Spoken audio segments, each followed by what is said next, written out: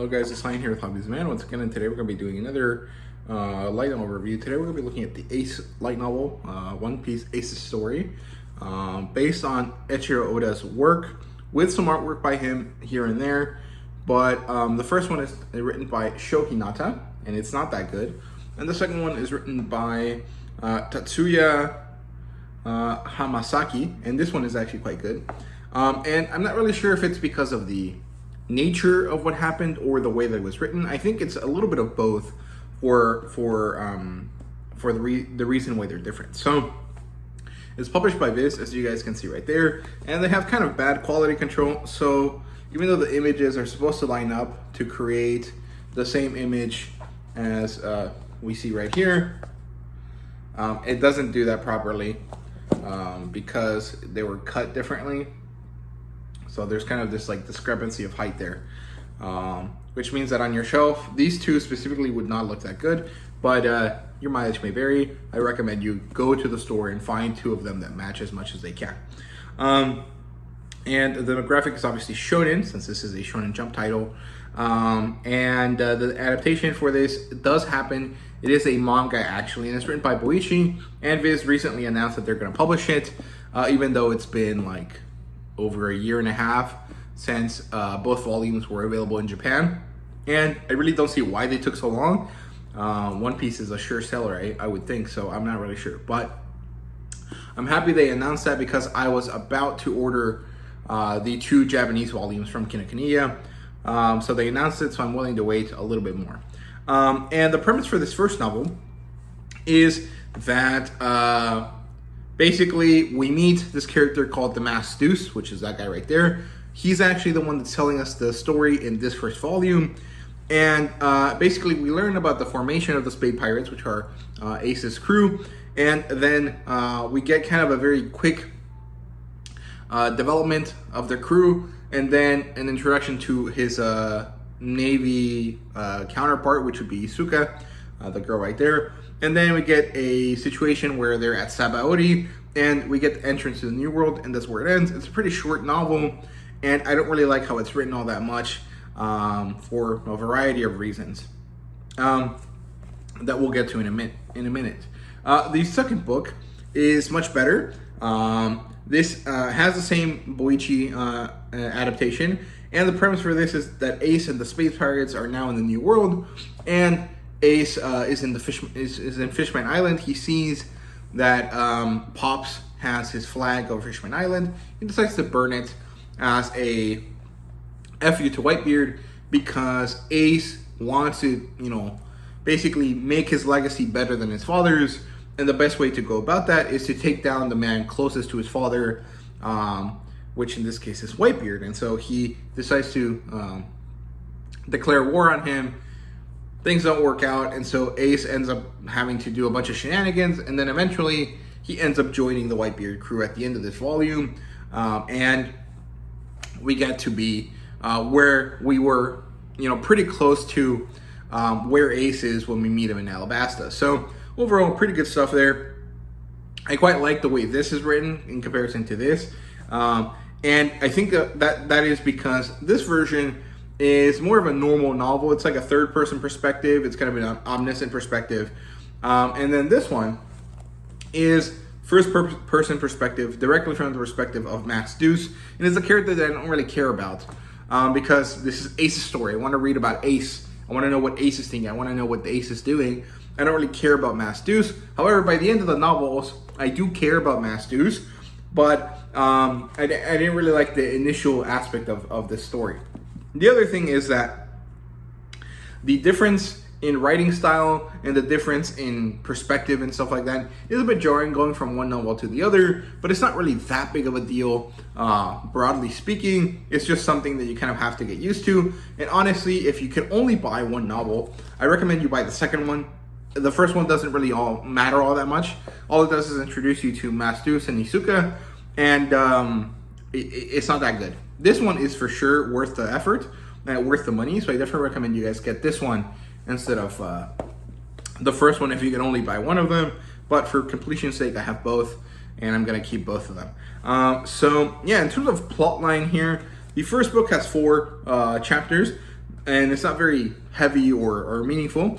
The first chapter is a prologue, and it's the birth of Ace from Rogue's perspective, from his mother's perspective. Then chapter 2 is introduction to Deuce. They're stranded on an island. Feels a little bit like Green Arrow. Ace shows up. He's antagonistic, or Deuce is antagonistic to Ace. They get each other's names. Ace actually gives Deuce his name because Ace is 1, Deuce is 2. So there you go.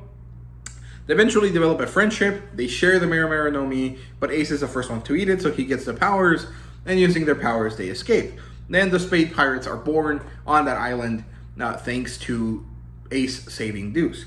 Then chapter 2 is a time skip. We met the whole crew. We meet Isuka, the nailer, and Ace's main Navy-based rival. If Luffy's main rival is, Smoker, probably. Although there is a parallel between him and Kobe a lot more than there is between him and Smoker, Isuka would be Ace's rival. And actually, they end up being more like romantic interest to each other, which is kind of cute. I quite like that aspect. And then chapter 3 is Arrival on Sabaody. They go around, they have fun, shit happens, and then this guy called Daro, who is a Navy man, and he's kind of an asshole type of Navy man, kind of more in the line of like a Kainu than any of the other ones, decides to burn down the slum area where Ace is, inadvertently almost killing some children, which destroys Isuka's trust in the Navy and causes her a lot of issues. And then the story ends with them leaving Sabaody and going on their first bit of the journey into Fishman Island. Book 2 has 7 chapters. The prologue sets up Whitebeard and Jinbei, which was pretty good. I quite like that. Then the first chapter gets Ace and the boys into Fishman Island.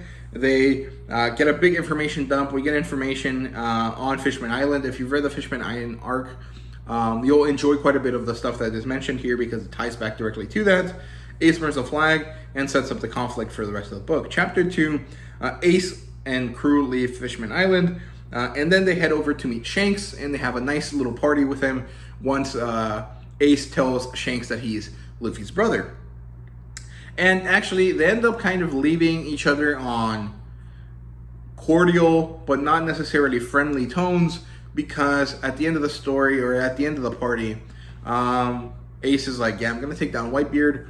I'm not going to do anything against you, but I don't like Roger. I'm going to be bigger and better and more well-known than Roger in order to satisfy my personal needs. And that means I have to take down everyone associated with him, or everyone that is on a similar level, so he has to go after the Yonko, right? So that's what happens. At the end of it, Shanks sends Whitebeard a message. Young man Ace is not associated with the red hair crew at all, but he is an up-and-coming newbie. Be careful, basically. Then chapter 3 is they go to Whitebeard's territory, and they fight Jinbei. And Jinbei is there, and it's very cool. There's a fight for 5 days. We actually get told about this when Jinbei meets Luffy, I think, in Marineford. And it's a very good chapter. I quite like this one. And then they get captured by Whitebeard. Ace has a lot of feelings, and we get to learn a little bit about them and why he is doing the stuff he's doing. Chapter 4 has Ace on the Moby Dick, and he's doing a lot of assassination attempts. None of them are working because Whitebeard is just that much better than him. And it turns into this like subcontracting aspect because basically pirates of the good kind, the Morganeer type, not the Morganeers, the Peace Main types, if you know a little bit about the lore of how One Piece came about to be, are interested in following this code, and they're more interested in freedom and being able to do what they want, not necessarily pillaging and stuff like that, right? And Whitebeard is one of these men that follows this type of Peace Main type feeling, and so Ace has to act accordingly. And because Ace has been treated and cared for by the Whitebeard crew, he now has to pay back for the services rendered. And so he decides to be basically Whitebeard's subcontractor and Whitebeard sends him on missions to do things. And through this, Ace learns about Whitebeard and what it means to be a Yonko of this type, of this level.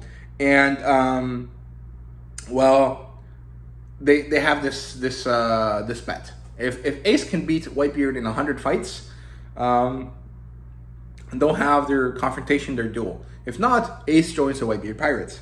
Of course, Ace does not beat them. And at chapter 5, Ace goes on a mission with Thatch and Teach, Marshall D. Teach, Blackbeard.